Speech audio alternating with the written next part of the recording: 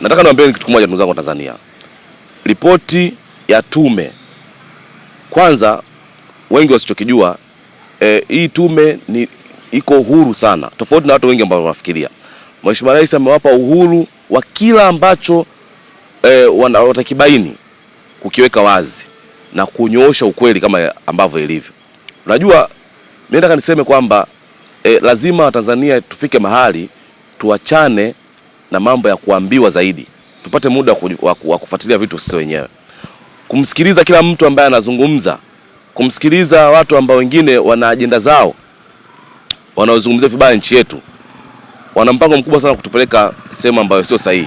Kwa hiyo ndugu zangu wa Tanzania, tujikiteni sisi wenyewe kwa Tanzania kwanza kufuatilia mambo, kuchunguza mambo, lakini pia kuwa na imani na serikali ya Mheshimiwa Rais. Mimi nasema hivyo kwa sababu naamini kwamba ripoti itakapotoka itagusa kila eneo, na ndio kwa maana kwa mara nyingi hata kuahirishwa kwa hii ripoti wengi wasichokijua, na matumaini makubwa mimi kwamba inaahirishwa kwa sababu inaendelea kujiridhisha na kuchukua kila matukio na kugusa kila eneo, ili mradi tu ukweli uwe bayana. Hii ndio sababu ya msingi ya kuahirishwa mara kwa mara kwa ripoti hii kutolewa, na hakika kwa 100% Mheshimiwa Rais na serikali yake haina uoga wala haina mashaka hata kidogo kwa ripoti ambayo itakayotoka, kwa sababu imegusa hii ripoti. Hata kama ikija kutoka, mimi sifahamu, lakini nasema kwa sababu mimi pia nimefanya uchunguzi wangu, taasisi yangu tumefanya uchunguzi wetu na tumebainisha pia hata ambao sisi tumeagundua kwenye hii tume. Kwa hiyo naamini na imani kubwa sana kwamba hakuna wasiwasi wowote kwenye serikali ya Mheshimiwa Rais, kwa sababu mengi ambayo yatakaelezwa kwenye ripoti yatakuwa ni mambo ambayo ya ukweli, ya haki, na watajulikana na itajulikana ukweli wote kuhusiana na kila ambacho kimetokea.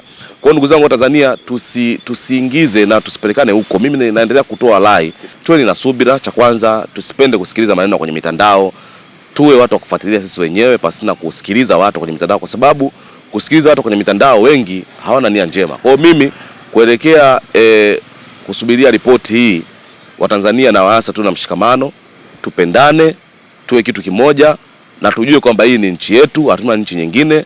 Lakini kitu cha msingi zaidi na cha umuhimu zaidi ambacho nataka niende kwa waasa Tanzania, hakuna kitu kizuri kama amani katika nchi yetu. Amani ndio kipaumbele kikubwa kuliko kitu chochote.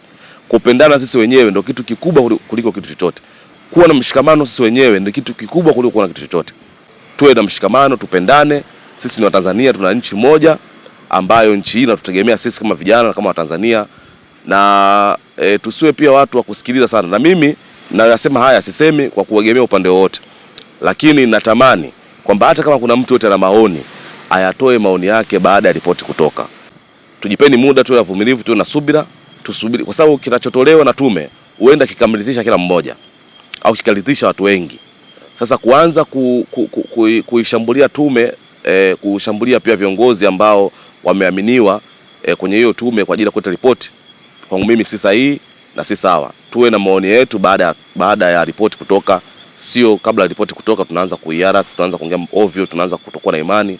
Tuacheni kazi za watu, tuacheni kujiingiza kwenye vita ambavyo kwa kweli vina watu wake na vina watu wao ambao wanalipwa, ambao wanaendelea na maisha yao pengine.